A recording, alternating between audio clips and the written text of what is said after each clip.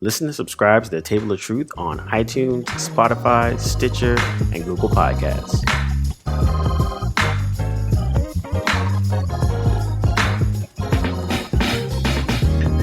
Welcome everybody to The Table of Truth. This is your man Cam. With me as always is Big Josh, the instigator. And joining us as a guest too. I'm D'Angelo, the professor. Thanks for having me again, brothers. And we're back for a little edition of Blerdlines, where we talk things geeky, film and television. There's a lot of stuff going on. But just off the bat, first thing I'm going to say is Mando episode was crazy. Y'all know we all want to talk about it, but we're going to get the full squad back to have a nice roundtable discussion about it. So we're going to be doing that later on in the week. But today we wanted to talk Star Trek Discovery. Also, just kind of like industry stuff that's been going on, because there's a lot of stuff that's going on in the industry and a lot of shakeups that's been happening this last month. Yeah. I mean, honestly, I think, and like I like to start off with that. Like, we'll start with basically HBO Max and their decision to put Wonder Woman on Christmas Day, streaming plus the theaters. That kind of upends like the whole industry. Yeah. It really does. Because now, we knew before, like when a lot of these movies get made, a lot of these stars, they've been taking less money so they can get money on the back end for like theater tickets, theater sales, and merchandising and all that kind of shit. But now, all that shifts to streaming, they're gonna have to redo the rules for like a lot of stuff. Yeah. Well, what's funny is they redid it's a really lot of that they. Go ahead, D. Well, I was just gonna say it's kind of interesting that where we are right now, because now they're having to redo a lot of these deals, and I think I read somewhere, and I can't even remember exactly where, but that now stars are getting their deals are being restructured based on the streaming services and their platform. So it's gonna be an interesting little industry gold rush, I think. So yeah, facts. I think that's gonna be super interesting. The Wonder Woman crew got their deals restructured out the gate, like up front. Then and they were the only ones, which was just weird in and of itself and just not wise. But I think after the guy who's directing Dune, and then Christopher Nolan sort of pitched a fit, they went back and started to restructure some of the other deals. But there are people who are really unhappy because even with the restructuring, it still jams up revenue. It jams up their ability to have like full the artist. It jams up the ability to have from an artistic perspective full theatrical releases with a mix that's in 17.0 or whatever the hell they're up to at this point, for audio. And then if you want to do it in IMAX, these are all, I mean, to be fair, Dune is a theatrical release. Tenet is a theatrical release. It's not something that you can sit at home and watch it, but if the impact is not going to be the same as you sitting in a theater, immersed in audio and a film screen that's 25 stories high or whatever. It's not going to be the same. So in fairness to these guys.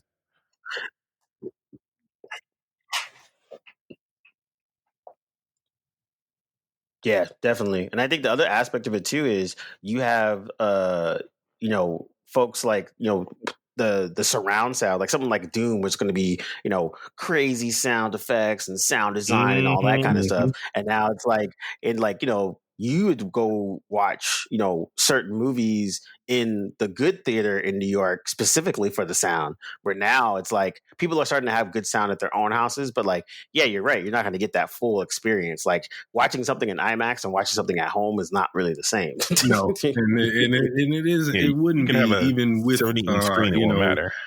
Whatever setup that you have. Yeah, unless you purchase an IMAX theater, and that's the point. And I know Christopher Nolan makes the case, and for a while Scorsese was making the case, and they were mostly arguing about preserving shooting on film itself, but also because seeing where the industry is going, with where you have Amazon that's like, well, look, we're just gonna release it straight streaming anyway, and put it in the theaters as an afterthought. And Netflix has kind of now adapted that model. And well, no, actually, Netflix doesn't release in theaters, for the most part, if I'm not mistaken. Yeah, they don't. I think they're. I'd heard before what Netflix and Amazon were touring around with the idea of buying indie movie theaters and then just having it in like key locations and being like, oh, okay, Amazon movie is going to premiere at these like major cities, and then on the service as well. But then now with COVID and everything else, that's definitely shifted. We're like, I mean, I haven't gone to a movie theater since February, maybe. Yeah, it's been a while. I don't even know. But even when I remember when I went, I couldn't tell you what I saw. Yeah, same. I'm trying to even think of it. But yeah, I think it's going to be interesting because, yeah, like a movie like Tenet, I still haven't seen it. I want to go see it and probably see it soon or whatever. But like now, movie wise, unless it has like some type of a buzz, it's just going to be like I went back and was watching just some trailers for movies that are out right now, like on streaming services, and I was like, half these movies I didn't even hear about or think about because usually you would anticipate them coming out with a big release, but now it's on the streaming, so you can kind of watch it whenever you want or whatever. So it just kind of gets swept under the rug. So it's kind of interesting how they're going to have to play that, because even with movies like say for instance like Black Widow or like Wonder Woman, same thing, where like they usually have whole activations around these movies, marketing stuff, parties, and like collaborations, and all that's going to be gone because now it's all virtual. So it's like it's going to be interesting how they're going to kind of keep that up, because I mean, if honestly, they might even be spending less money actually in terms of marketing. Yeah, but then and therein lies where we as you point out in talking about the transformation of the industry, all those things were jobs. They were all a combination of laborers, of people, creatives and designers and PR people and writers and everything that come together to make those things happen. So when with the streaming service being what it is, and as you pointed out, kind of changing how marketing is done for films in general, that means that a lot of previously held positions in the industry are going to either go away or have to shift into something else entirely.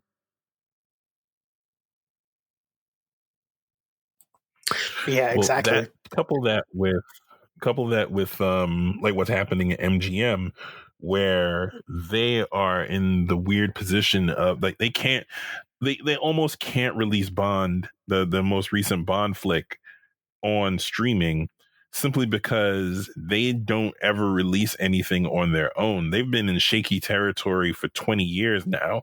They were gonna, if you remember, they were about to file for bankruptcy and sell off the Bond franchise just to generate dough back in the early 2000s. And so they usually do, like they have a bunch of arrangements with I forget what the other film studio is, and then whoever they have for distribution in theaters, and then whoever else they have for home theater distribution. So you have 4 entities that have a vested interest in that movie maxing out. And so so the news just came out today that MGM is really is basically looking to sell off their entire film and television catalog. It doesn't surprise me. They're not able to float on their own, even with the amount of money that a James Bond movie will gross. They're not able to float on their own. Couple that with the fact that they've put hundreds of millions of dollars into this last movie, and now they can't release it. Like and I get it from a business perspective, they cannot release that for home video streaming VOD. They just can't. They have to wait. But in the meantime, they're losing a mountain of money. Yeah. No, that's I think that's the thing where it's like the the almighty overlords of Disney have basically plotted out their next 3 years on some just like, yeah, theaters is cool, but we had the streaming service that you're about to cancel because Mandalorian's over, but just wait. There's more. Mhm. There's always And more. and honestly, it's just like by taking the Marvel model of putting their movies together in universes, but adapting that for TV Yeah. and on their own streaming service, it's freaking once they get to that point where like every quarter they're dropping 3 shows and there's like it's a rotating thing. It's like, dude, this will always have a bevy of new content on the level of like a Netflix, and they're catching up Netflix in terms of just subscription based too. Give them another year, so it's like it's Mhm. kind of nuts, man. Like I'm super curious to see how it's going to shake out because like the Wonder Woman and on HBO Max is going to be, like you say, a pretty big deal to see if it kind of just does nothing. Like you were just like, oh, that's cool, it was on it, or is it actually going to be like a really big deal? Because I remember, the Mulan thing kind of came and went, and it was very just like mediocre. That was very mediocre. Yeah, so I'm really curious to see if like Wonder Woman will be a bigger deal because that is a true blockbuster film and it's legit on you can stream that ish like the same day.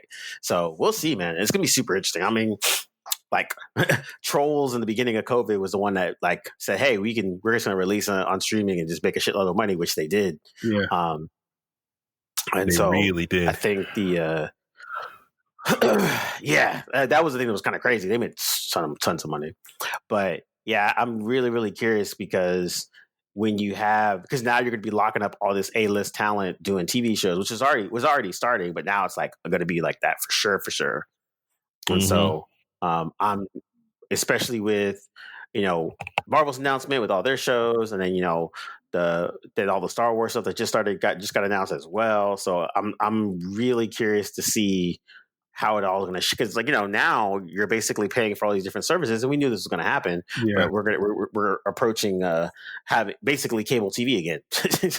Yeah, I mean, in many different ways. I mean, so many of these streaming services now have full ads. The same amount of time that you once avoided or switched the channel for commercials. Here you are in your favorite show, and you have to watch all those ads, and not only just that you have to watch the same ones on repeat. Yep. And Disney's been doing this forever. When they had the Disney Channel, like they had ads, but all those ads were just like Disney like kid shows, like other shows that were coming up on their slate. Yeah, that makes sense.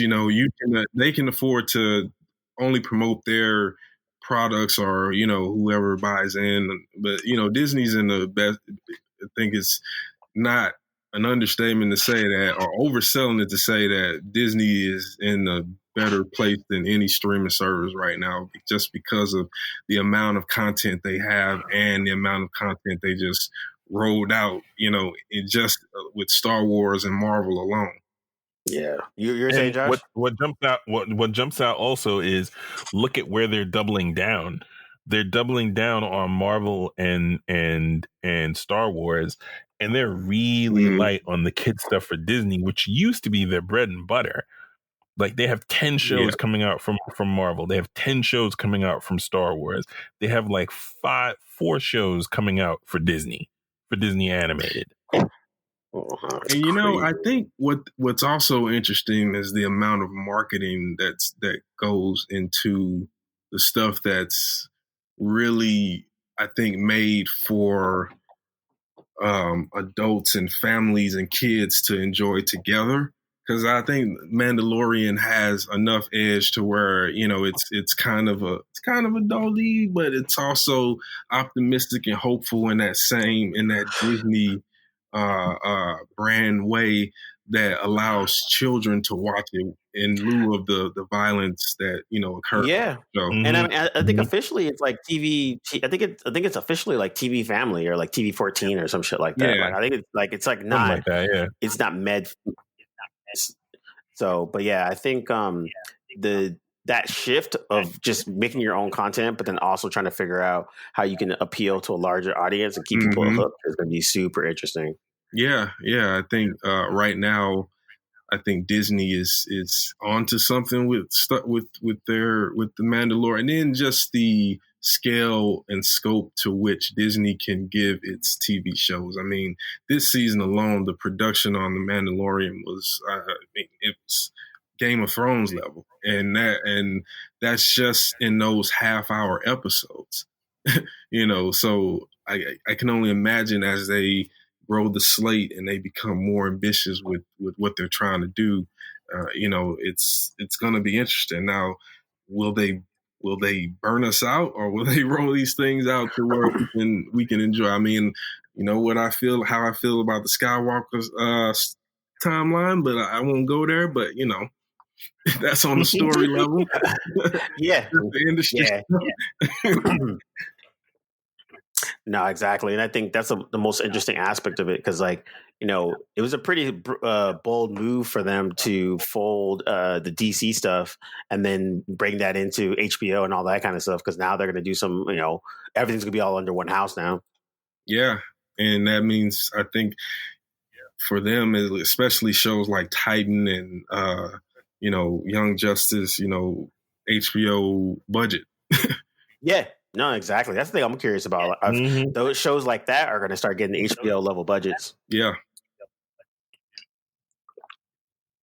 What about the we're talking about how Nolan was kind of pushing back on it, and Scorsese a little bit too. I'm curious to see where they're going to land. Are they going to just be like, well, I'll just take off 2 years of filmmaking and wait till everything calms down and get back to what I want to do? Well, Scorsese tends to wait a million years before he puts anything out anyway. So, yeah. And I brought him up because he did he kind of folded in a way because of The Irishman. That was released in theaters, but at the same time, it still kind of went with the Netflix model, where it's released kind of low key in theaters, but the goal or the drive is to enjoy it on Netflix. Yeah, exactly. That's the interesting part to me, where I'm like, someone like him was like, well, I guess I'll release my magnum opus on fucking a streaming service. All right. And he kind of bit the bullet and just did it, but you could tell he wasn't happy about it. Exactly. It wasn't like you just described it. It was not just one of his, this was more of a passion project type of film for Scorsese. And you can just see it by the scale and scope in which he put into it. It was literally his most epic film since probably, I would say, Goodfellas, in terms of just the amount of overall production value from script to screen that was put into that film. Yeah. Crazy. Yeah, I don't know, man. And even Nolan too, because I know he was really amped about Tenet, and they kind of not fell flat, but people were already kind of like, yo, man, there's a pandemic, dog. Yeah, that one is kind of like written about as really the thing that tested the industry the most, because look at how much was spent on Tenet. Yeah. And then the pandemic happened, and it's like, wow, we've been waiting for Nolan to hit that test to see, okay, you get this mega budget, and then you got this high concept, this thing that goes over everybody's head. Are people gonna flock to it as a blockbuster?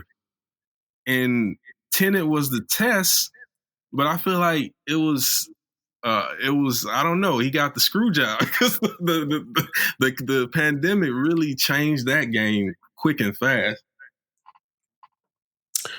Yeah, definitely. And I think that's the thing. I'm serious. That's why when all these movies start to come out over the next time, even like Black Widow is a good example too. Like that had a nice level of buzz, but wasn't anything crazy. But it still had some pretty star power into it, and has a fan base and all that. So they had to push that back to a point where it's actually acceptable. But even now, it's kind of like, oh man, I guess you are gonna it's basically going to be a straight to DVD situation now, or we're going to have to change that model. Yeah, a lot of films got pushed back. They're talking holding until it's safe to come out in theaters for Black Widow. See, I mean, and I see it, and honestly, that's going to be probably late summer, early fall, maybe. Yep. That's optimistic. Yeah, and that's being like I said, that's being optimistic. So like, if that really Same is what deal it's for going the to be Bond like, movie. oh man, I don't know, dude. Wow, I Yeah, mean, they're Bond talking makes same deal sense. for the Bond movies. They're not given MGM's tenuous position. They're not going to release that until they can see the profit from it in theaters. Yeah, that makes a lot of sense actually. Because damn, that sucks, dude. Bond all is that money, timeless, so they can do that with. Yeah, actually, that's a good point. And plus, you can see if all the racism calms down by then. I mean, here's hoping. What racism? There's no racism in the world. You mean to tell me John Bond is a black woman? British exactly. at that. Yeah, exactly. So you got to have racism and misogyny, sexism, all of it. You got to hope it dies down. But I got to think at least one of the three will survive. Yeah, that's the thing. I'm still curious to see what that happens because I think, I think it's gonna be great for the TV industry, but yeah, for film, ooh boy, I don't know. Yeah, it's gonna be a tester. Film is a whole different animal, and TV's success don't change that. Yeah, no, exactly. And especially as more TV actors film the border between TV and film has just blurred now. So like, now it could be anyone's game where, before it was a big deal when Clooney was jumping from ER and then now he's doing movies. Everyone's like, what? Clooney's doing movies? Now he's like established, Yep, and never returned to TV.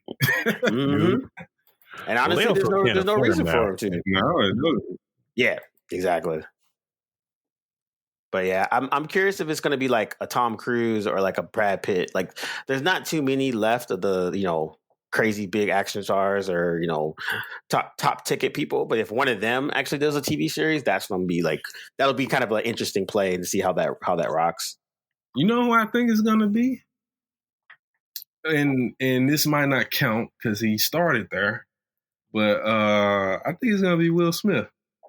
I think he's going to return to TV sooner than those guys will, because unlike those guys, his last few films have not been blockbuster hits or critical. Yeah, yeah, that's true. I didn't. You guys watch Gemini Man? No, nope. I really don't know if I can, but I might try. Have you seen it? Nah, I don't watch it. So judgmental. Nah, I didn't check it out. I wanted to see. I actually haven't seen the last 3 Will Smith movies. I think. Now I think about it. Man, I can't even tell you the last. What were the last movie. 3? I hear the last good one was the one with Margot Robbie. I can't think of the name right now. Oh yeah, that one. Yeah, that looked interesting. That was good. I actually saw that. That was good. Yeah, I don't know. You're right though. I could definitely see him doing some. It'd be interesting if he did it. I mean, kind of like Chris Rock when Chris Rock was doing Fargo and kind of just doing that kind of situation. Yeah. I think that would probably be his first foray into it, where it's like a limited thing where he's not obligated to a seasonal arc or anything. Just shows up for a few episode arc. Yeah, definitely. I mean, that's what you're starting to see with what's it called with like Mando and freaking Star Trek Discovery. How like you're seeing like some veteran people kind of step in and just be like, hey, you know what? I feel like be on a TV show in the space. That'd be kind of cool. Exactly. Yeah, I mean, look at season 1 of Discovery in and of itself. Jason Isaacs really didn't do a lot of television. Michelle Yeoh has never done television. Oh yeah. And, those two alone are sold the first season. Yeah. No totally doubt. True. Yeah. No, I think that's what made Star Trek Discovery gave it some credibility at the beginning because it was kind of like, okay, chick from Walking Dead. We got freaking Abe Sapien from all the Hellboy movies. Cool. Yeah, that guy. He's been in everything, man. I know. They're like, hey, we need someone tall, gangly, and weird. Oh, yep, you got it. Yep, nice. So no, I think to me, I think that's what kind of help Discovery get that initial push. But then like the story writing and everything else has been like to me has been pretty dope. Yeah, I agree. And they've kind of really pulled away from being, so I think in the first 2 seasons there were some, for me at least, there was like that intimacy where everything was kind of tied to what we knew from Trek lore. With her being Spock's brother, and we're doing now showing the Klingon War, and different aspects of I think the mythology. But I think now this season they were really able to kind of break away and start to add to the lexicon as opposed to just roll through that established lore. And I think peeling away from that some has allowed them to just lob straight grenades this season. Like they are blessing you with callbacks to TNG, little mentions about things that happen and just across the franchise.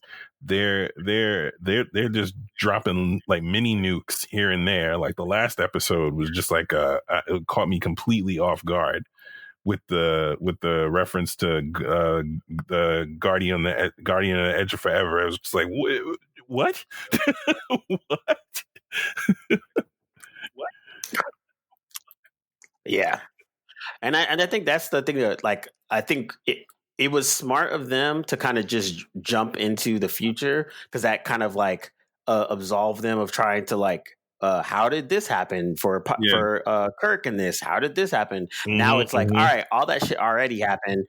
Now you get to see what happens later, and if that, all that shit that Picard was doing and Cisco, did that help in the future? And you just find out, oh no, it didn't. No, it didn't. Which kind of makes me mad because, again, you guys know I didn't like Cisco's ending and the way his character ended. I love that character, but I didn't like it was ended. So the thought that nothing he did, that the stuff he did didn't matter, it really makes me mad. Yeah. But honestly, that's actually even better, because now it's kind of like, okay, knowing that, you're like, damn, Picard did all that and nothing mattered. Cisco did all that and still nothing mattered. Like, if it, like I was saying, if the Kardashians come back, like, basically, if once they start to touch on anything, because they haven't really touched too much on Deep Space Nine, but if they did, and then you start to find out like just little pieces of how they turned out, be like, damn, like I thought the episode of them talking about the Vulcans and the freaking Romulans coming together and then breaking off from the Federation, and that, I was like, oh shit! So what Spock was trying to do actually works, sort of. Right? Yeah, no, that was excellent. Yeah. Even referencing the J.J. Abrams movies was like a smack in the face, not a negative smack in the face, but just like, oh snap! They, in one line, they made that work. One random line of dialogue, they made the whole thing work. Yeah. Yep. 100%. And I think that's the thing. Like, to me, they've been firing on all cylinders, just on that. Like, they're firmly establishing like these characters are like dope as well to be in that realm. But then they're also being like, we could push it a little bit further. So I thought that was like really, really, really cool. Yeah. And it's making me enjoy it more. And I think the only one of my friends, he's like, the only thing I wish is like they just feel like a little less crying. Just that's all I ask. Yeah, I'm glad you brought that up. I'm tired of it. They're like, yo, they could be crying every episode. Yeah, this whole season, the last 2 seasons, there was none of that. Like there was, and I think that might be one critique I have for this season, and that. I get why they're all so emotionally close now, because they are all that they have. But I think it felt like at the very beginning of the season that none of the other characters had much to do. I think they kind of moved away from it now, but I think that's what caused a kind of a lag in making you more concerned with, okay, well, if we're not going to have nice character building episodes or moments with the overarching narrative, the what is the burn in the background, then what is the burn? It's like It wasn't. I didn't feel like we were getting a good enough balance in addition to all the tiers. Yeah, no, exactly. And I think that's the thing. Like, I like them going back to the mirror universe so I can see more evil Tilly, which is my favorite. But then also it also gave more meat for the everyone else, because like you said, like the good thing about the previous shows is they were really good at showcasing the everyone else along with the captain. Like the captain was important, but like it was he or she was only important because their crew was just as good. Exactly. Yes. And I think so. Like when the Asian dude got some lines, I was like, oh shit, Asian dude got lines. Yeah. I mean, even, like with Detmer and her insecurities, it's like, give me something that allows me to care about more of care about these characters, as much as you care about Michael. Even Book coming on, you instantly, kind of cling to that character because they're giving him something to do, and he's like, you kind of care about his journey, maybe because he's alongside Michael, but still. True. Yeah, exactly. And I think the other thing too was the when he came in and was helping Team Nerd, I was like, oh shit, he's gonna be the fourth member now because Tilly's now the number one, so they need someone else to fill the gap. I was like, okay, let's see, black men in space. You know what I'm saying, let's do this. Yeah, man. Word. Came in, walked into engineering with an Alexa pod and was like, yo, Alexa, what caused the burn? Boom.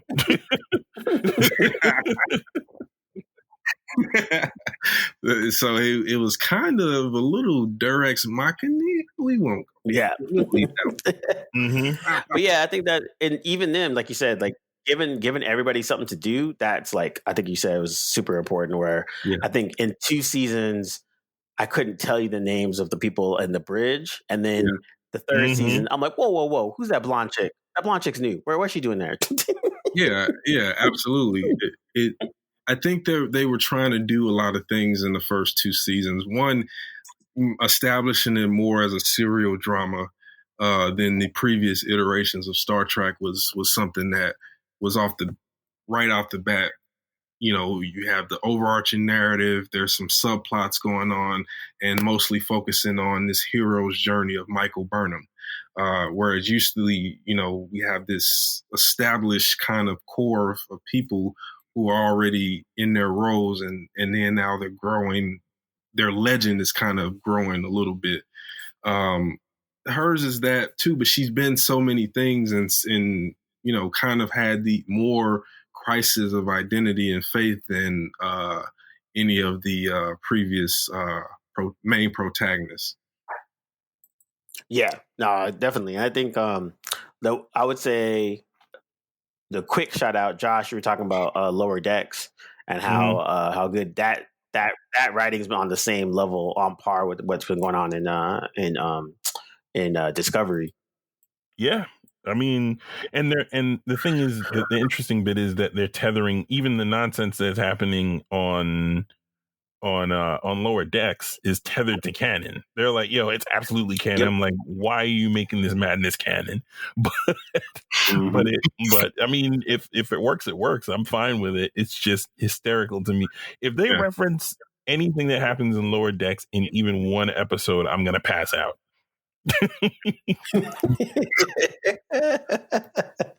Dude, yeah. Now Lower Decks is like, I like, my mom and dad are the ones that got me into Star Trek, and so I had my mom watch the first episode, and she was cracking up the whole time. She was like, "This is ridiculous," and I was like, "Yep." And I was like, the way the pilot is, this is the whole thing, and it just gets even more ridiculous. Yeah, the pilot is just insane. I mean, laughing from the moment it starts to the end. Yeah, And like there was, and then it was funny because someone asked me too. They're like, "Oh, is it like worth watching?" And I was like, "Dude, it's one, it's 100% worth watching. Two, it's just really, really funny. Like, it's funny to the point where it's like if people that grew up on all of the previous Starship shows got to write for a show, and that's exactly what they did. Like all the jokes about like Klingon names, and then the different jokes about how each how the warp drives have different sounds, and then like and and then also too like how the they were making, like I think there was a joke on about the holodeck. And they were just talking about like, yeah, you can use the holodeck for anything. You don't have to always just use it for talking to dead old people from Earth. Is that a kind of a elbow at Janeway? Oh man, I was like, dude. Oh yeah, I think they did a good job. Lower Decks is like, oh, go ahead. One of the best things was the main character is talking to this one random guy, and as he's walking away, he's like, the changings aren't real. The menu war was a conspiracy. Like, why did you even feel like you needed to write that in? Oh, that's so good. That's good. Dude, they just did a good job, man. And they just had so much fun. Especially like I remember because I was mad about Discovery, like there had been no Q at all. And then after like a crazy ass episode of Lower Decks, they're walking down the hallway, and then Q's like, Earthlings. And they're like, not now, Q, we don't have time for you. Go bother Picard. And they're like, the so Picard's good. No fun. All he does is drink wine. That's so good. Yeah. Dude, they just have that's so much fun. I haven't had Q on Discovery yet. Yeah, which I mean, again, it just leaves the door open for them to have Q, so that's cool. But yeah, I actually am surprised. That's the one character. If you're writing for Star Trek and you can use Q, you would definitely use it. Yeah. But they're also like, and the actor ain't doing nothing, so at any given point. Yeah. Yeah, but yeah, the episode with I wasn't expecting the whole is it Saul this Trill symbiote. Which one? Oh yeah. The Trill symbiote. I forgot the name was I forgot they name. They. I forgot the Trill symbiote. I forgot it's Adira, but I didn't. But that episode was really. I didn't see that coming. When they first that character, I wasn't expecting that to be the reveal, and that was pretty good. It was nicely done. I mean, even if if you weren't familiar with Star Trek, it didn't come off as something like, oh, remember that? It had a natural feel to it, which is what made the nostalgia, I think, feel even better. And then the episode where you saw all of the previous lives, the previous individuals who carried the symbiote, was really well done. Yeah, no, exactly. And I think, and it was cool because I think it was good that they kind of showed that, because like you said, like if you didn't know what that was, they gave you a good primer to be like, okay, this is their race. They went to the planet, bop, bop, bop, bop. And so, and then also I give them props too, because that particular character, if you were going to talk about, using pronouns and respecting people's wishes, that character and how the character is developed makes perfect sense to be hey, I am the embodiment of a bunch of people. So actually you should call it they, you should say they. And I'm like, see, this is actually a really dope way to make sense of it, have it logical. It's not forced. It doesn't feel awkward. It's like, oh, yeah, that makes perfect sense, and you can, and it fits within the context of the show, as opposed to just like ham fisting it in like a lot of the newer shows do these days. Yeah, yep. So I would say, what are you guys not liking about Star Trek Discovery at this point? Besides the crying. Yo, my friend, my boy was like, yo, Michelle, he said Giorgio had to leave because Michael be crying way too much for her, dude. Oh yeah. hilarious. She is awesome, JoJo. Yo, and honestly, like I didn't expect to enjoy her character so much, and I thought it was like she just did like one. You could tell Michelle Yeoh is having like the time of her life. Like she's just enjoying every scene that she's in, and she kills it. And then also too, the way they utilize her is pretty good too, because it's not overuse and it's not underused. Like she's not like my girlfriend was kind of like, hey, how come she's not part of the original cast? I mean, the full cast.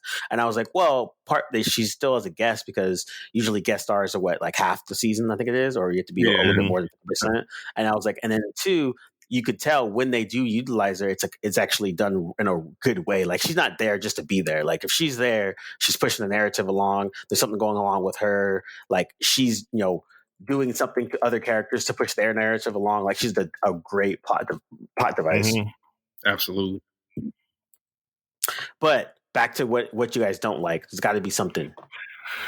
I mean, I think initially one of my issues was that they weren't tethering back to other shows, and that was a complaint that a lot of fans had, and they pretty much just went back to the drawing board with season 2 and just made sure that there were just all sorts of tethers and callbacks and sort of pre-seeding things that already happened, that have already happened, and they've just doubled back, like the thing with Pike, doubling back to sort of seed him having a premonition about being in the isolation suit, in the isolation chair, to keep himself alive after whatever the accident was. I think the one issue that I did have was that, and they resolved it in the best possible way. Like when they tether back, it isn't, it's not corny, it's not silly, it makes total sense. Like even this last episode, again with the Guardian on the Edge of Forever, I nearly fell out of my chair because you could not have told me that you saw that coming. I know I didn't see that coming, and I'm pretty well versed in most things Star Trek. So to pull that out of your back pocket was just completely astounding to me. Like, I really was just talk about knocking me over with a feather. I did not see it coming at all, and it was great use of original series lore. It expands on the Guardian, on the mythos of the Guardian. The fact that the Guardian had a role in the temporal war, which is like, what? It's just I wasn't prepared for any of that. I know. I was not prepared for any of that. And even that, like, I like that, and again, we're all of us are in agreement that we don't like time travel. It's just annoying. And for various reasons, I blame X-Men comic books for ruining time travel for me at all times. Fair. But every 80s ruined time travel. Yeah, seriously. Shout out to Time Cop. But yeah, you're right. I think that the time jump for them going to the future, that was like, wow. And then them being in the future and then just hinting at big events that happen that can't do nothing about, B, completely miss. So there's nothing they can do about temporal wars. There's nothing they could do about the Big Bird. They're trying to figure out certain things, but like these big events happen with them not being there, and we as the audience are like, what happened there? Who started it? What's the whole, all these different types of things. The mirror universe is dying. Hey, we haven't had an incursion in like 200 years. Like, wait, what happened to that? Yeah. What's going on? Like, it's all these questions that we have, and they did a good job of doing that. I would say for me, the second season, my reservation was like having Spock and Pike. I thought that was going to be kind of cheesy, and it actually was like really cool. I was like, damn it, you guys did it again. So I think for them in terms of the negatives, every time us as the audience members have negatives, they almost either meet those into a positive, or they exceed expectations. Like you said, like there's no way you would have told me out of nowhere, like, oh yeah, we're gonna go to Romulus and Vulcan, and then this is gonna happen. No, wait, I gotta watch this episode and freaking The Next Generation that came out 15 years ago to have context for the one I'm about to. Oh man, you guys are freaking. All right, I see what you guys are doing. I'm trying to find a negative here, but you guys aren't helping me. Yeah, they found a way to name drop Jean-Luc Picard, even though those characters predated him by several decades. So that was impressive. Like, dude, they're just having a lot of fun, and I think my one negative was like, yeah, they just need to do a little bit better on developing some of their supporting cast a little bit better, like yes, in giving them something more to do. Like, I'm glad that they kind of pushed Tilly's journey on a little bit more. I thought that was dope. Like, even in the episode of her going with Saru into the the new world, that new planet or whatever, like that was pretty dope. And then, but yeah, everyone else is like, besides the Nerd Squad, everybody else on the bridge, like they're kind of faceless. They have a couple, it's the Asian dude, the black dude, the cyborg chick, the other black chick. Like, you wanted them to have a little bit more meat. So I think that would be my only negative, is like they got to work on developing their the rest of their subcasts so that we actually care about them too. Yeah, and I think so. Mentioning negatives from the previous early iterations of the show, I would say the one that I didn't quite find annoying as much until I went back to rewatch some of the old Star Trek shows, but the Klingons, man. The Klingons, they really did mess up. Like, they, even looking at when because the biggest complaint was they were obviously really alien and less human features, and also the fact that they didn't have hair. So they explained that away by it was a wartime thing. Okay. So then the next season they had hair, but it still didn't look like the Klingons that I think we all love. Like, I didn't see Worf or Martok or oh damn, what's my boy? Gowron. I didn't see that in those features. So, I figured, since they have written them off the show, whatever, it's fine. But yeah, that in retrospect, that was a bigger one than I initially thought. But as far as this season, I think going to what Cam was saying and what we've all said, I do think they need to give more to the other characters for them to really do, because the story only being about Michael has worked up until now, I think. And I think one of the biggest problems I have, I think, with this season is that they because there is not much for the other characters to do, some of those episodes do still drag along, and it doesn't feel like they're going anywhere. Yeah, we have gems where, with the symbiote, I'm just calling it Dax, the Trill symbiote was great. The most recent 2-part episodes were really good, with the turn with Georgiou and the Mirror Universe, and of course the Guardian of the Edge of Forever, which I didn't get that reference until Josh put me on. But I'm going to go back and watch where a little bit of the original series to kind of see where that was shaking with that. But so I guess overall, my biggest negative is just the storytelling. Because of the imbalance with the characters, they're not really doing a good job of justifying the amount of episodes they got right now. We haven't. That's actually much happened, and we're 10 episodes in. Yeah, no, that's a good point. I think also too, because like we'll talk about Mando later, but Mando has about 8 episodes, and they pack in a lot. Even when you think an episode kind of feels like it's a filler, they'll still make sure that there's like that good 10 to 15 minutes that's pushing the narrative along. Exactly. Where like I would say for Discovery, like it'll be a good, we're okay. It's a cool episode. I enjoy it, but I'm like, what are they? They're still not doing nothing. Yeah, exactly. There are moments where you're like, okay, what is there? Like, for example, they had a piece where they were running the program to figure out where the signal was coming from, and then they peel back a little bit more. Yeah. And then it's like, but then some of it happened in this last episode, but then there was no moment that elevated it from, okay, we're still just waiting on results, or what the hell? Yeah.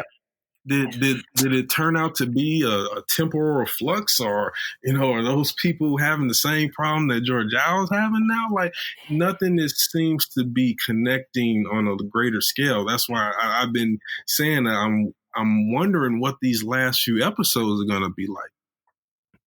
I mean, I think they're going to. Sorry, go ahead. Sorry. After you, Kim. Now I was gonna say there's like 15 episodes altogether, so we have like 3 left. Mm-hmm. Is that right? That was 11. No. Yeah, it's 11. I think it's about. I think it comes up to 16, something like that. Okay. Somewhere there. Okay. Still. Yeah, so it's not that bad. Yeah, you're right. Go ahead, Josh. I think for me, so definitely what you guys were saying about the cast not having, like, the supporting cast, like them taking 3 seasons just to get to this sort of minuscule point where you're giving them a little bit more personality, and also like like something D'Angelo pointed out a moment ago, the mystery of what the burn is definitely dragging, and the little pieces of the puzzle that they're putting together, I think you put it perfectly, don't get elevated to the point of, ooh, we just figured this other thing out that's going to help us solve the mystery. That said, they've been really good about paying off whatever the thing is towards the end, whatever the big reveal is, whatever the big payoff is. They've been really good about making it a payoff in every season, in every period that they've gone through. So I'm fairly confident that when we get to the end of the season, we can be like, oh, okay, I'm sold on what they put together. This was good. This was dope. Can't wait for next season. Ready to go. I have a feeling they're going to pay it off. Yeah. Oh, I agree, 100%. I agree. I feel like the other 2 seasons, still the overarching narrative, subplot to just the, again, the main arc was, each episode elevated it. When it was the Red Angel thing, each episode was an investigation into that, and that made you want to continue the story and figure out what's happening. Even if the burn is something they can't solve and it's going to be there for this period that they're in the future, okay, well then why don't we establish this conflict continue on with this conflict with the Emerald Chain? That seems like easy, but we haven't. Here's the biggest issue is that every time they have to do something, there's always this hesitation because they don't want to put the Discovery somewhere, and then there's some kind of imminent threat or an attack. But we haven't really seen that at all. Mm-hmm. Yeah. And I would say that I think that's the thing. Like, for this season, there's really no bad guy. Exactly. Like, there's no real threat. Like, there Emerald Chain's kind of there, and then the Prison Panic, a breakout book. Okay, that was there too. But like in general, like the first one had an overarching, there's a bad person. The second one had an overarching, we have to stop this bad thing. Yeah. This one's kind of like, oh shit, we're in the future. Let's adjust. Michael cries now. This is weird. Yeah. And then now, like, all right, cool. And then like try to, okay, she got a boyfriend. All right. And so, but yeah, there's no, like, I think we've gotten to 11 episodes, and I don't see there's no big bad as our friend Whedon used to call it. Because they deal with the Emerald Chain in such halting fashion, and I think the sheer number of false starts when it comes to the Emerald Chain, like, oh, we gotta have Discovery on standby, just in case they need to jump to wherever they are, and then nothing happened. Like at least 3 times that I can think of, they've used that. No, Discovery cannot get engaged in anything, in anything heavy, because if the Emerald Chain pops off, we're gonna need to send them into action, and then nothing happens. Yeah, it would almost have been more better if the Emerald Chain was the de facto governance of the Alpha Quadrant at the, Mhm. you know what I mean? Like if it were something like that, because right now so that leads even to a bigger question: what were you guys doing to fend off the Emerald Chain before the Discovery arrived? Facts. Yep. Pretty much, yeah. Because the Federation is pretty whack right now. They're not really doing much. Yeah. They're just like, we're the Federation. You're trying to do shit. There. Like they're not doing anything. He said that the Admiral said they don't have the time and the resources to do space exploration, so that's out. So they're a strictly military organization. But right now, they just seem like a despot military faction that just sits at the edge of the quadrant, and I don't know. Yeah, no, you're right. No, facts. That was the other thing too, because I was kind of like, yeah, what you guys been doing this whole time? Yeah, they're not on Earth. Starfleet's not on Earth, Yeah, like they went to Earth. The Earth was like, nah, be good. Yeah, basically. And even that throwaway episode, like I thought that was dope too, because I was kind of like, oh shit, they've actually left Earth, so that means Federation is definitely not on the same level as they used to be.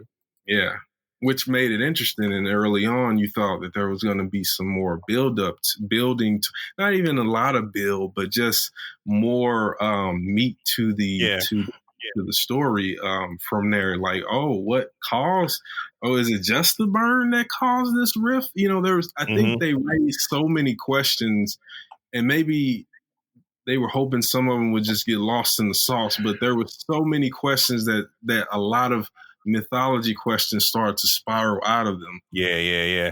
I think they do a bad job of, well, there's a couple of things.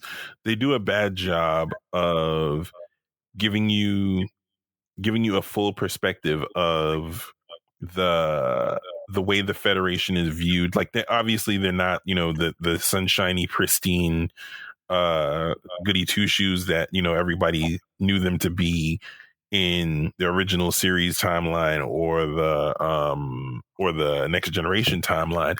That's obvious. But aside from little things like the Vulcans having left the Federation and Trill kind of being sort of funky with them, you don't really get a full sense of, like, obviously they've scaled down, like Cam mentioned, like I believe it was First Contact where Picard was like, there are 150 member worlds in the Federation, and then Admiral Vance in Discovery is talking about how there were 350 worlds and they've scaled down to 38. So that does give you a sense of scale and reduced scale, I guess, to where they've sort of fallen to, but they don't give you a sense of much of what was going on. Like you pointed out, D'Angelo, they don't give you a full sense of what was going on before Discovery got there. Like it does feel a little bit like things started happening the second that Discovery showed up in the future. Yeah. Yep. There you go. There you go. And if the twist turned out to be that this version of the Federation was a lighter version of the Terran Empire, meaning it actually, because they do hint from that the Romulans and Vulcans broke away because the Federation was doing some sort of nefarious dealings, or at least sort of intrigue and manipulating things to their own end. So maybe the Federation went off the deep end or something like that and became more military than, I don't know. I guess I'm reaching for something. We'll see how it all ends. Yeah, no, exactly. I think that's the thing. Like, you're right. I don't see much of what the Federation has been doing since 900 years of of stuff since they bounced, and so it's now that they're back. It's like, okay, now we're doing stuff, but it's like, yo, what have you guys been doing? Like, you guys been just chilling, like. Yeah, like what's going on? And so that guy that was on the ship with Michael in the first episode, I don't know what happened to him, but I mean, I wonder what he felt when he finally got to the Federation. Where he's like, really? Is this what I waited all this time for? Mm-hmm. Facts. I mean, and it was funny because it was a good and cool like plot to kind of do, because I was kind of like, oh man, I feel really bad for this dude. He's been sitting there by himself, just chilling.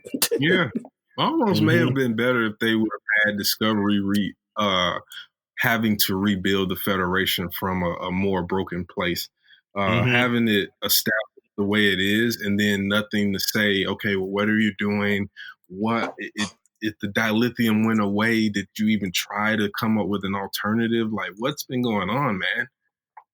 Yeah, so I guess that would be the main negative too. Is just like, Federation is broken, ideals are all over the place, blah blah blah blah. But yeah, like there isn't really that much development of like what the Federation's really been doing since since the burn, since the temporal wars and all that kind of shit. Because yeah, they've been slacking. They've been slacking. They also mentioned the temporal wars kind of semi lightly. And they don't really expand on it. Like, I get that it happened. I get that there are things like they've, let me rephrase that. They haven't mentioned it lightly. They've mentioned it very heavy in every other episode, but they don't really give you anything to expand on the ramifications, what started it, who was involved, what were the sort of bullet point events that happened, and how did you arrive at the temporal accords? Who else signed the temporal accords? What agreements were made? Who broke the agreements? Because it's Star Trek, so somebody has to break somebody's accord somewhere somehow. So just things like that I think would fill in. And it doesn't have to be a ton of stuff, but it needs to be enough to put, like D'Angelo said, a little bit more meat on the bone. Perhaps Michael started the temporal wars when she sent her. That would be awesome. When she sent her suit, or her mother, when they sent because that piece, that red angel tech would be the very thing that would be something that you would need for temporal strikes or something like that, so I mean, if they roped it back to that, I could see that being the case, that because time obviously works different all across space, so it's possible. I mean, there you go with time travel. Yeah, no, exactly. I think that's the thing, where it's like those gaping holes, I think, to me so far, that we still have to they still got to answer. But again, dude, we're like 3 seasons in and they've done a freaking shit ton of shit. Yeah, I mean, nothing short of a really grand opus Star Trek show. I mean, it's the second season was just epic. I mean, absolutely, with Pike and Spock and everybody, not turning out to be, like you said, Cam, corny, and actually working quite well. And hats off to Anson Mount, who I think brought Pike to life. Facts. Yeah, totally true, man. Like I said, I was very, very skeptical, and it turned out to be like a good. Even with Rebecca Romaine came on, and like they had Enterprise, and it wasn't corny. It was just kind of cool, and like, dude, I remember when I remember at the end of the first season, I was like, okay, this was cool. Oh, the Enterprise is pulling up. Oh, come on. and literally about 10 minutes into the first episode, I was like, oh, never mind. I'm sorry. I'm sorry. Yeah, this is fine. I'm good. Just proceed. Please carry on. It's like, psych, the Enterprise is in the shop. basically. Yep. Exactly. Which is like hilarious. So yeah, no. Again, it's gonna be. I'm really curious to see how these last couple episodes play out because, like you said, there's a bunch of stuff that could be interesting. And then now I'm more curious to see what their future may hold because, like, if they do continue with the planned Enterprise and the Section 31 shows, which will be super fun because they're going to be thematic wise, they'll be completely opposite. Mm-hmm. Yeah, absolutely. Because like that's the thing, like I would love a dark freaking Section 31 show. That would be sick. Yeah, I agree with that. I need people to die. I need coups. I need assassinations. All of it. Mm-hmm. Yeah. And then, by contrast, having Strange New Worlds be a return to the exploration, more basic tenets of the Federation period, from a captain who's like very much Starfleet, but also not corny or rigid or one-dimensional. So we're also really all curious to see how Pike ends up what the accident, how that happens, I think. Mm-hmm. Yeah. 100%. I think that's there's a lot of questions, and like I said, they've been every time we have a little bit of trepidation, all of a sudden they're like, "Well, solved it." We're like, "Damn it, guys are so good." Yes. Yeah. So, I'm like I said, I'm a little bit more excited for the Star Trek stuff than I am for the Star Wars stuff at this point. 100%. Yeah, I mean, they've given you reason to hope. After 3 films of the J.J. Abrams verse, and I personally didn't like I didn't like the 3 movies that came out of that. I tolerated them, I guess you could say, but I certainly didn't love those movies. I bordered on liking Into Darkness. And then, like, is the best 99% of a movie I've seen. that last 1% just trashed the whole thing, but it was a great 99% of the movie. That last part was the thing that killed that movie for me too. 100%. I like the part, Into Darkness. Yeah, we didn't need all that. You know what? I just actually rewatched the third one, and I was a lot more entertained the second time around. And I was like, okay, like again, it was a long episode, which is fine, but it didn't have the gravitas of a movie. I think that's kind of like it didn't. It felt like a long. It was episode. good. Yeah, it was. And it was a waste of Idris Elba. It was definitely a waste. Very much a waste. Yes, yeah, that's the real travesty, honestly, for that. Yeah. But yeah, it was definitely a waste of Idris Elba. But like, yeah, it felt like a long episode, and I think it could have been a much more. And I think that's partly writing wise. Like Simon Pegg is one that kind of put that together. But I think like overall, it was enjoyable. Like it was entertaining. I didn't feel like I was a waste of time. Yeah. But yeah, for being a movie, I didn't feel like you didn't have to do all that. Yeah. For me, Beyond was more watchable than Into Darkness, just because at that point, I stopped looking at those. I was like, man, whatever movie comes after this is not a Star Trek movie to me. So when I watched Beyond, it was just like, okay, this is just pew pew pew space fantasy science, bad guy, vanilla white captain, and it all ends well and be well, and we go home. Is that on? Are the Abrams flicks on CBS All Access?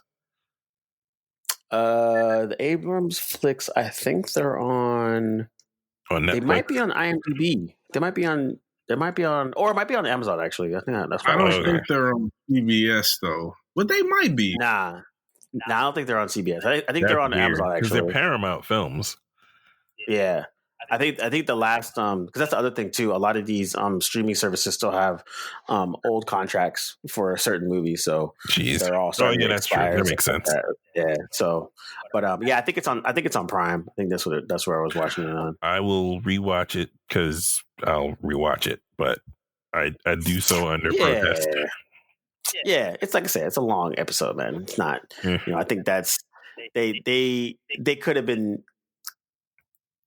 After losing Abrams because he went to go do Star Wars, they were kind of like, "Shit, we still got to do another movie. What are we gonna do?" So yeah, with that context, it works. But yeah, you're not.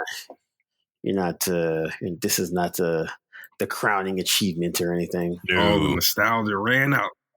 And they ran. 100%. Yeah, I mean, the best part of the movie probably is Bones and Spock. Honestly.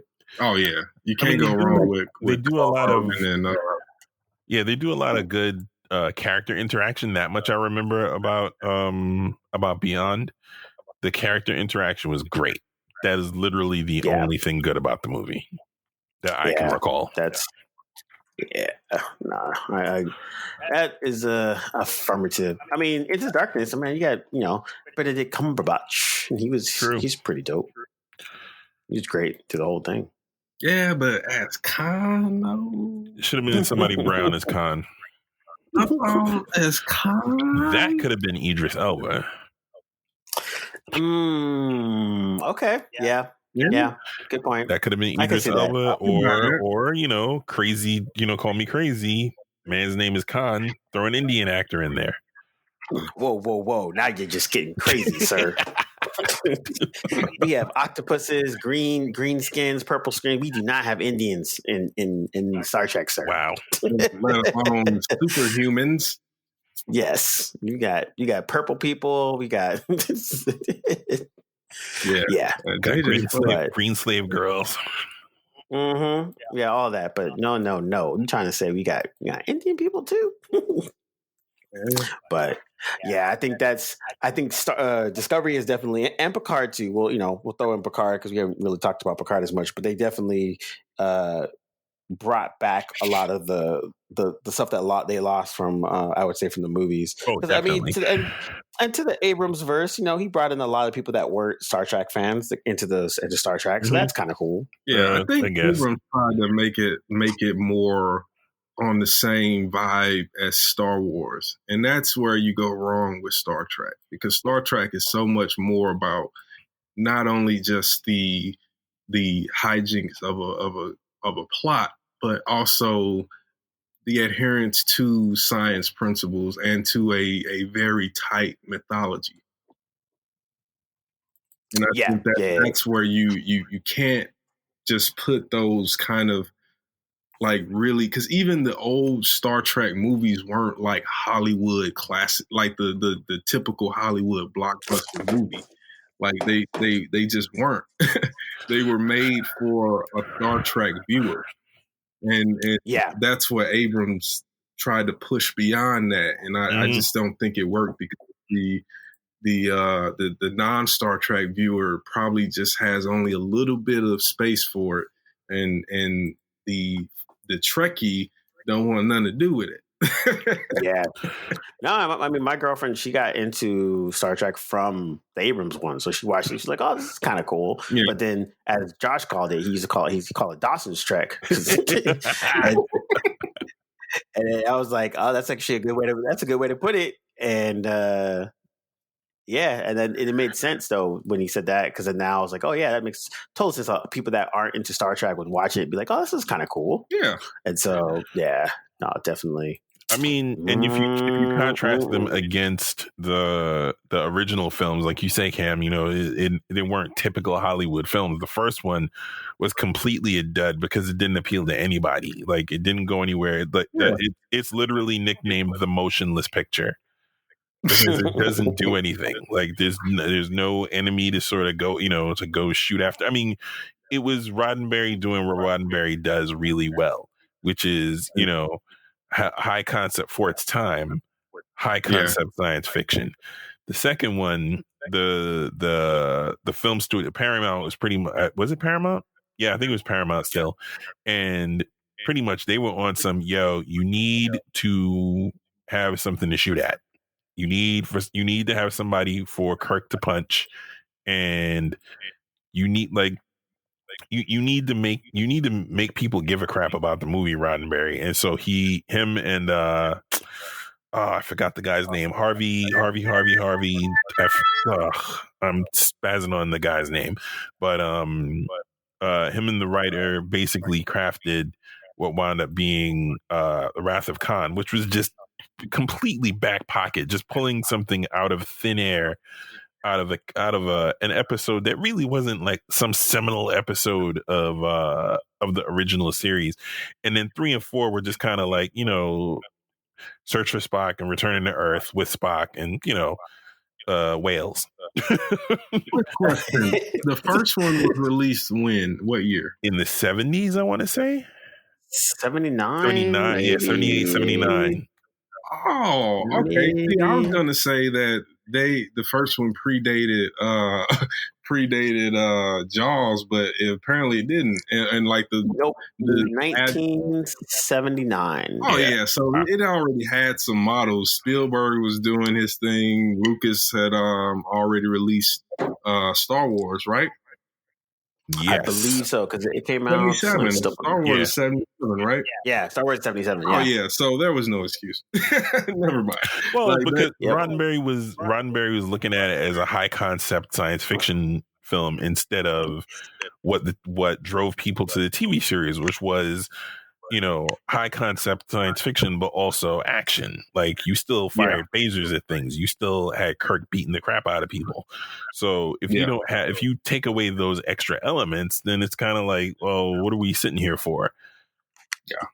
Yeah. And it's not to say it was a bad film per se. It just wasn't as good as it could have been. And people were just like, this is Star Trek, but it's a Star Trek movie that's way too conceptual, like way too high concept, way too high minded. Like, okay, so you found you found a higher form of life and a higher intelligence that we created. Okay, that's nice. Well, that's kind of great because like the original Star Trek series was like what, 60s? Yes. Yeah. Mm-hmm. Wow. Yeah. The movie was at least damn near almost 20 years after the not quite, but almost 20 years after the series ended, I believe. Yep. Wow. So yeah, I'm looking up right now. The original series was 66 to 69. Yep. Oh, so and then the Next Generation came out in 1987. That is correct. The same night, and it premiered. Fun fact: it premiered the exact same night as the G.I. Joe movie. Oh, really? Yes, it did.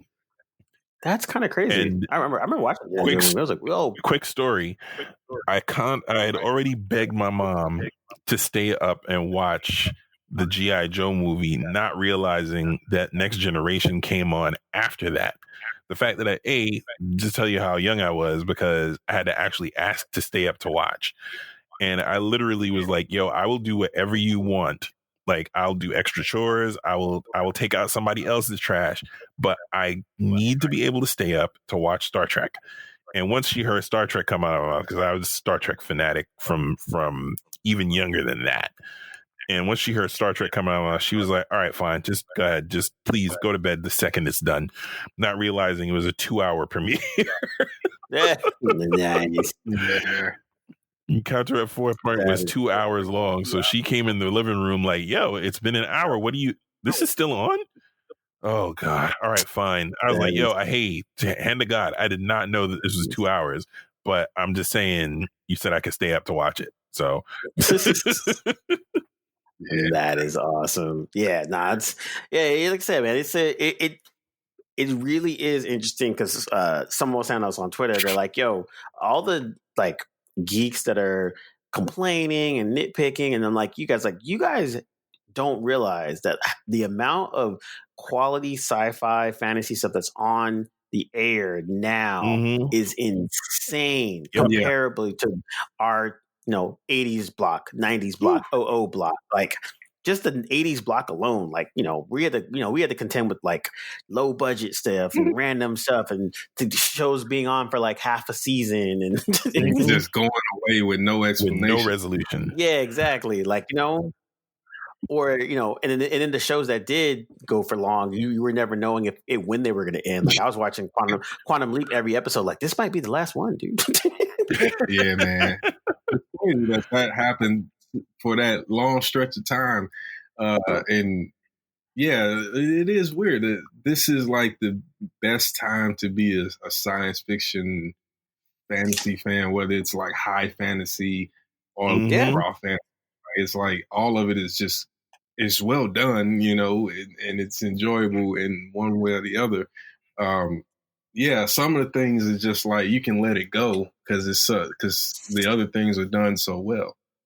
Yeah, 100%. And I'm like, that's kind of like my take on it now, where it's like, as I'm watching these shows like Mando and like Star Trek Discovery, like I'm actually just enjoying the ride, keeping my critiques to a minimum because I just want to enjoy it. And then later on I can go and critique, but like at least let me just have fun. Like we live in an era where we have a Star Wars TV show and a Star Trek TV show on at the same time, and they're both dope. And literally they come on one day behind the other. One day. Yeah. I'm like, dude. And now the average person is like, oh man, I love Star Wars. This is really cool. What's that little green guy's name? I know, right? I remember when there was a time where you could almost get beat up for wearing a Star Wars t-shirt. Oh, not almost, brother. Not almost. Well, people, I know. And now black people are like, yo, did you watch the new Mandalorian? I'm like, have you watched the new Mandalorian? Exactly. Like, do you even know what you're saying when you say Mandalorian? Do you even know that? That's a whole culture, man. Yeah.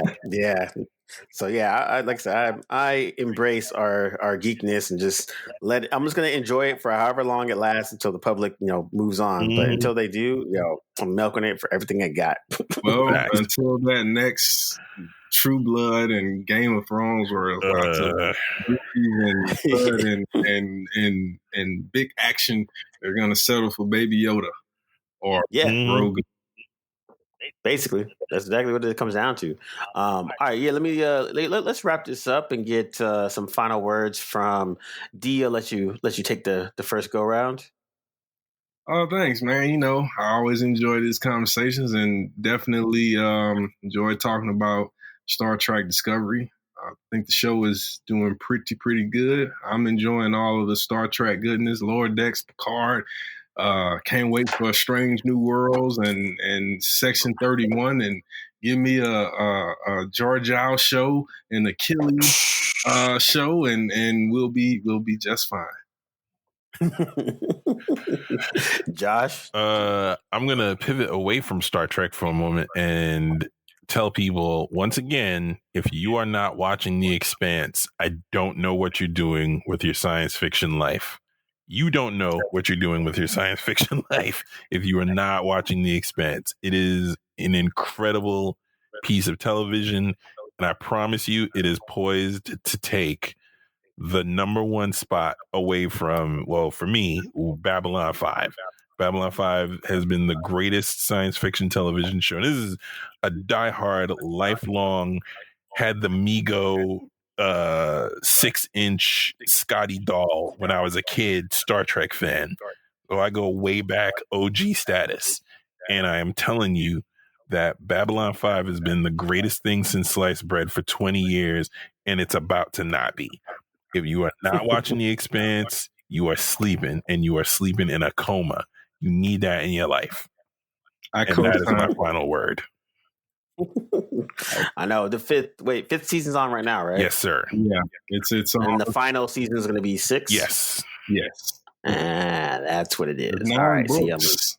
They're going to be the 9th book is released next year. I think October 21st. The anti-Game of Thrones. Yeah. Oh man, and my boy Jordan Lamar. But yeah, just really quick, just to add to that, The Expanse is amazing. It's definitely on the same level in terms of its production quality, its quality of storytelling, and just what how it's subverted. It's done for science fiction what Game of Thrones or Song of Ice and Fire did for the Lord of the Rings high fantasy genre. I mean, just Agreed. completely subverting all those tropes, but in a way that makes you even more invested in science fiction. So definitely agree. Check out The Expanse if you haven't. Yeah, you might have to do a deep dive on that. I'm on the second season. I'm catching up though. But yeah. I think that's you can kind of come back around for that one because I know it's pretty epic. Like, didn't Bezos was the one that bought it to bring it over to Amazon, right? Mm-hmm. Yeah, he loves That was the book. the story. He's legit I love fan how of the series. he was just like, "Oh wait, you guys are gonna get canceled? How much? Let's see my pocket real quick. Got some lint, a couple mil, some string. All right, here you go. What's your budget? Yeah, like sci-fi. You don't want this show? Okay, I'll take. I don't even want to talk about Sci-Fi Channel and the things that they've allowed to slip out of their hands over the years. Yeah, that's a whole. Like I said, that's a whole freaking podcast. Canceling Krypton is one of the most criminal things they've done in the last decade. And I'm surprised I actually go back to that didn't too. Bring that back. I'm really surprised they didn't. Yeah, because it seemed like they were getting a decent budget, and it was pretty dope. They're still shopping it, from what I heard. The producer, the EP, the executive producer is still shopping it. Yeah, interesting. I watched. And I don't like Superman that much. You guys know how I feel about the Boy Scout, but that was a pretty good show. I admit. I mean, the first episode was what almost didn't sell me on it. I think D'Angelo and I watched the premiere, and we were like, whatever. And it just so happens randomly that I was in front of my television and had Sci-Fi Channel on the exact same time as I did the week before. I don't know why. I don't know how. And the show came on. I was like, oh, okay, this is definitely better than the pilot. And then I watched the third episode, and it was better than the second one. And by the time I got to the fourth episode, I was calling D'Angelo on some, yeah, we were wrong. You need to watch this. And it continued to just get better and better as it progressed. And straight on through to the second season. And the second season, I was out of my mind. I was like, yo, this is gonna be brilliant. And then Sci-Fi Channel did what they always do with their good shows and canceled it. Mind-boggling. Yep. Like, yo, this sounds about right. We built it up to be really, really great, and now it's too expensive to do, so we're just gonna cancel it. Like, why? That's funny. Why? Just stop doing television shows then. Stop doing original series, because if they get too expensive to make, then that's your fault. Like, manage your purse. Come on. Hey man, they got Sharknado 11 to make. They can't give money for everything. Listen, I could put my mom on their accounting team. She makes sure all them I's are dotted and them T's are crossed. They wouldn't spend an extra ounce of dough. So good. Yeah, man. For me, I think honestly, it's just like, I'm just enjoying the level of sci-fi-ness that's been going on, and I think it's been really fun to kind of be able to kind of immerse ourselves in that, and then also too. I've been going back actually and reading some of the Marvel Star Wars books, and those are actually really, really, really dope. Like the Darth Vader book is really good. Dr. Aphra, which is a spinoff of Vader. The main Star Wars book is good. There's just a lot of Marvel's having a really fun time just expanding the Star Wars galaxy and actually telling these different types of stories. And I think it's of course they have the narrative with Skywalker and everything else, but then all the other stories are just as compelling and super interesting. So that's the thing that I've been enjoying a lot just of lately, and just watching. It's been satisfying my my Star Wars itch, but also too the other thing I was noticing is Ahsoka is not in any of the comic books. As that's super interesting, because literally everyone has a book. Like Leia has a miniseries, Lando, C-3PO, Chewie had a 10-book series. Like literally every character has one, but Ahsoka does not have a Star Wars book. So it's kind of interesting. She has one novel, I believe, and I think and then that's it. So I'm really curious. I'm wondering why that happens, because I'm not too sure. But Filoni's like, hands off. I know that could be it too. I mean, honestly, I could definitely see that. Hands off my joint. Yeah, but because of besides the animated and now Mando, you're not really seeing it anywhere else. So that really could be what it is. Mm-hmm. Well, it could also be, and that's smart. And I think it probably makes sense to not, because again, Star Wars continuity is already muddled enough to try to push Ahsoka even further outside of the bounds of the Skywalker timeline, which would be great. But then it'll always rope her back into it. Yeah, no, that's a good point. It's definitely a good point. But yeah, I mean, so yeah, I'm enjoying the books. There's some good books out there, and I think they're even going to start to do a little bit more. I'm curious how they're going to rope in some of the dope, like if they are going to, they did a mini series with Thrawn, and then but I'm also curious to see if they'll do anything with like Bane or anything like that and try to bring that in, which they should. With Revan, Darth Revan. Nah, they haven't. Like they've pretty much stayed away from Old Republic stuff. Yeah, they've stayed away from all Old Republic. They haven't really introduced any Sith beyond the ones that you know. And I'm curious, like the High Republic thing that's coming out soon is the first time they're doing a Knights of the Old Republic type of book. So I'm curious to see where that lands. But yeah, since they've basically killed all the canon from all the old stuff, this will be their first. Can we not talk about that? This will be their first foray into doing that. So do you have any idea how much useless Star Wars information is stuck in my brain from the expanded universe that does not exist and is not relevant anymore? I am so on fire, angry about that to this day. Like I'm a bitter old nerd. I feel like that with all my X-Men knowledge. Same here. Same deal. Gotta say that for the X-Men podcast. Yeah. When fictional universes come to their inevitable end. Yeah, that's literally X-Men. Basically, yes. Everything can be rebooted. Annoyingly so. But yeah, man, thanks fellas for kicking in on the geekness. And this is the Table of Truth, and we are out. Blerdlines. Peace, fools.